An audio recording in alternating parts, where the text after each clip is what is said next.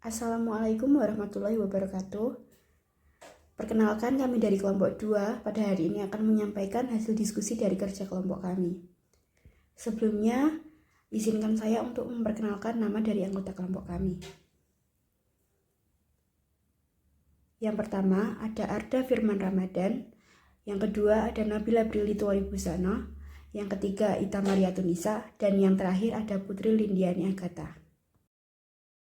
Hari ini kita akan menyampaikan materi dalam manajemen asuransi bab ke-10, yaitu pengawasan dalam usaha perasuransian. A. Pengawasan dalam usaha asuransi. Produk jasa dengan segala karakteristiknya memiliki sejumlah perbedaan dari produk barang ataupun produk nyata. Sebagai contoh, pada produk jasa tentu saja tidak mungkin dilakukan pemeriksaan terhadap persediaan seperti halnya pada produk barang. Namun pada prinsipnya, pada usaha apapun, tujuan fungsi pengawasan bertujuan menjaga agar seluruh kegiatan operasional tidak menyimpang dari pengawasan. Seluruh kegiatan operasional pada umumnya setiap tahun harus direncanakan, yang penetapan rencana dimaksud disejalankan dengan strategi yang dilaksanakan. Disinilah pimpinan puncak suatu perusahaan mempunyai kepentingan untuk menjaga konsisten terhadap pelaksanaan seluruh rencana. Maka, untuk menjaga konsistensi tersebut, digunakanlah tangan-tangan pengawasan fungsional sebagai alat bantu manajemen puncak dalam mengendalikan seluruh kegiatan operasional. B. Objek pengawasan. Tujuan pengawasan pada dasarnya untuk menjaga agar seluruh pelaksanaan kegiatan operasional berjalan sesuai dengan rencana. Rencana yang telah ditetapkan telah mengalokasikan seluruh sumber daya perusahaan, baik sumber daya manusia, finansial, fisik, informasi, dan waktu untuk mencapai tujuan.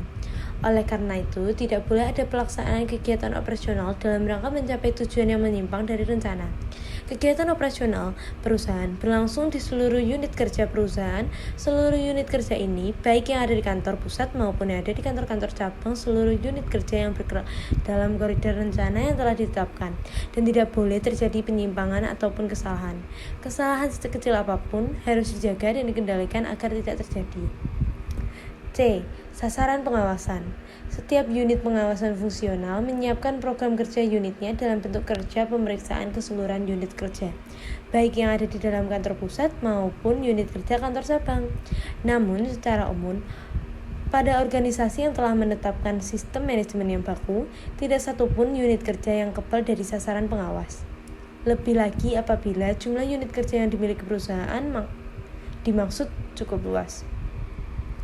Beberapa sebagaimana diuraikan berikut ini pernah terjadi dalam praktik, namun dengan semakin bertambahnya majunya pengetahuan manajemen dan dengan bertambahnya ahli-ahli manajemen di bidang asuransi, kasus-kasus berikut tidak lagi terjadi.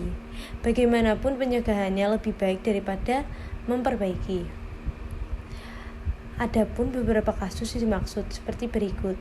A. Survei risiko. Survei risiko merupakan awal dari kegiatan akselerasi yang dalam hal ini dilaksanakan oleh petugas lapangan. Sebagian perusahaan mempercayakan kegiatan survei risiko ini kepada petugas pemasaran. Oleh karena itu, survei risiko dilakukan oleh petugas yang akselerasinya petugas pemasaran mempunyai kepentingan lain, misalnya dalam penetapan tarif premi. B. Akseptasi merupakan tanggal mulainya perusahaan asuransi menyatakan kesediaan untuk menjamin resiko atas objek asuransi milik tertanggung. C. Tarif premi. Tarif premi merupakan cara yang disepakati dalam menetapkan besarnya premi yang harus dibayarkan oleh tertanggung. Slide selanjutnya akan dilanjutkan oleh teman saya. Produksi fiktif. Usaha asuransi adalah menjual produk jasa. Oleh karena itu, unit kerja kantor cabang mempunyai fungsi, tugas, dan tanggung jawab sebagai saluran distribusi untuk produk yang dijual perusahaan. Dengan demikian, kantor cabang melaksanakan penjualan yang dalam hal ini sekaligus juga melakukan delivery jaminan asuransi kepada tertanggung selaku pembeli. Selanjutnya, penagih premi. Premi asuransi tidak selalu dibayar secara tunai atau secara sekaligus. Buku produksi dan buku administrasi piutang.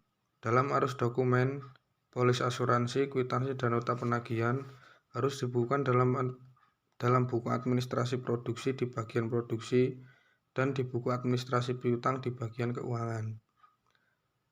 Selanjutnya, pembatalan polis. Pembatalan pertanggungan oleh tertanggung bukan merupakan hal yang baru. Pembatalan juga dapat dilakukan oleh perusahaan asuransi. Penyebab dibatalkannya suatu pertanggungan sangat beragam. Salah satu di antaranya karena itu aset yang menjadi objek tertanggung dijual. D. Kinerja unit pengawasan fungsional.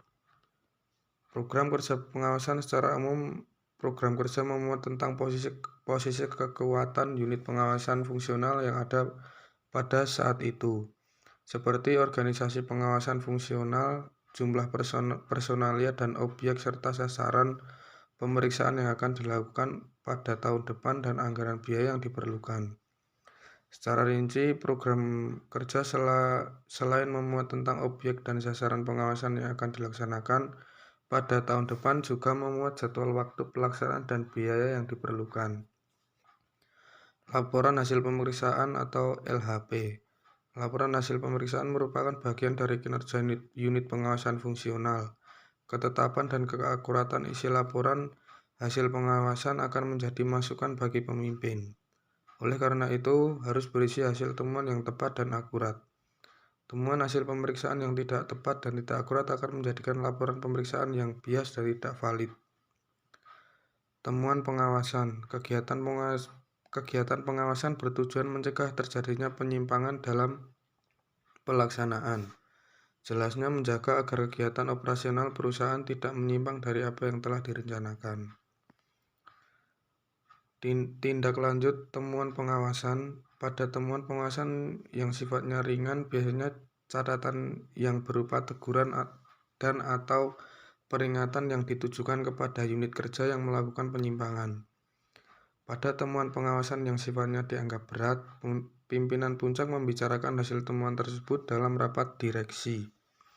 Apabila sifat temuan dianggap masih memerlukan bukti-bukti yang lebih kuat, maka rapat direksi memerintahkan kepada unit pengawasan fungsional untuk memperdalam hasil temuan. Tuntunan ganti rugi. Tuntunan ganti rugi adalah keputusan yang dijatuhkan kepada seseorang yang melakukan penyimpangan dalam bentuk membetulkan barang yang dirusak atau mengganti barang yang hilang atau mengembalikan jumlah dana yang telah disalahgunakan.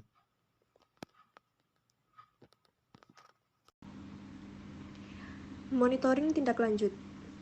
Keputusan direksi tentang sanksi yang dijatuhkan kepada seseorang harus dilakukan monitoring. Monitoring tindak lanjut dilaksanakan oleh unit pengawasan fungsional. Unit pengawasan fungsional melakukan monitoring selain berdasarkan mekanisme yang telah dirancang, informasi diperlukan melalui tebusan surat teguran dan atau surat peringatan yang dikeluarkan oleh pimpinan puncak.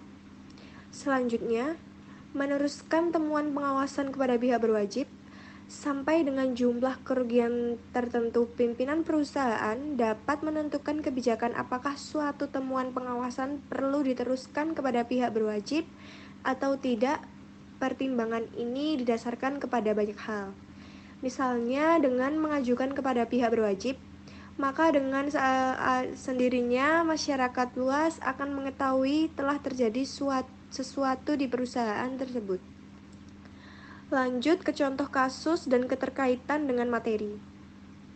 Dalam hal ini, saya mengambil contoh terkait dengan pelaksanaan pengawasan asuransi Jiwasraya oleh Otoritas Jasa Keuangan Provinsi Sumatera Barat dalam rangka memberikan perlindungan hukum bagi pemegang polis di Kota Padang. Dengan tujuan dibentuknya Otoritas Jasa Keuangan ini, diharapkan dapat mendukung kepentingan sektor jasa keuangan nasional, sehingga mampu meningkatkan daya saing nasional. Selain itu, Otoritas Jasa Keuangan harus mampu menjaga kepentingan nasional antara lain meliputi sumber daya manusia, pengelolaan, pengendalian di sektor jasa keuangan dengan tetap mempertimbangkan aspek positif globalisasi. Menurut studi 2014, Otoritas Jasa Keuangan termasuk lembaga independen dan bebas dari campur tangan pihak lain yang mempunyai fungsi tugas dan wewenang pengaturan, pengawasan, pemeriksaan, dan penyidikan sebagaimana dimaksud dalam Undang-Undang Nomor 21 Tahun 2011.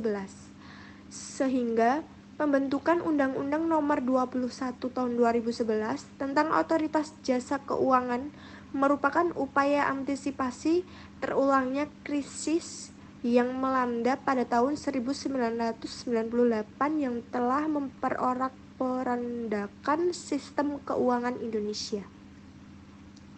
Dengan demikian, diharapkan sektor jasa keuangan akan mampu berkontribusi dalam mewujudkan perekonomian nasional yang tumbuh secara berkelanjutan dan stabil melalui pengaturan dan pengawasan yang efektif dalam sektor jasa keuangan, khususnya asuransi.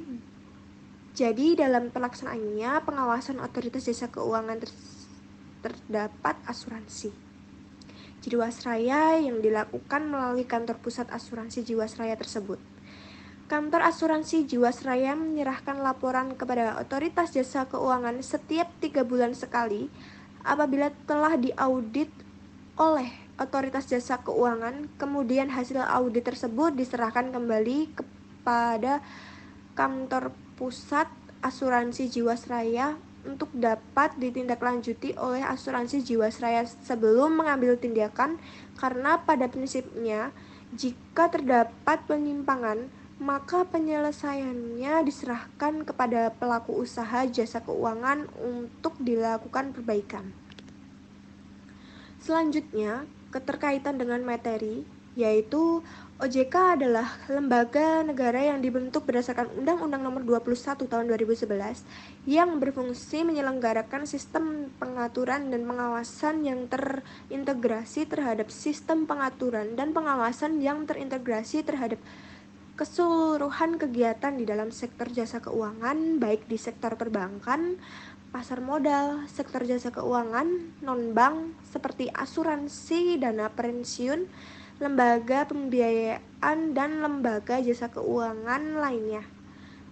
Penulisan bertujuan untuk dapat mengetahui bagaimana pengawasan asuransi Jiwasraya oleh OJK Provinsi Sumatera Barat di Kota Padang. Metode penelitian yang digunakan yaitu yuridis empiris. Untuk pengawasan di daerah seperti kantor cabang asuransi Jiwasraya Padang Otoritas Jasa Keuangan, tidak dilakukan pengawasan secara langsung.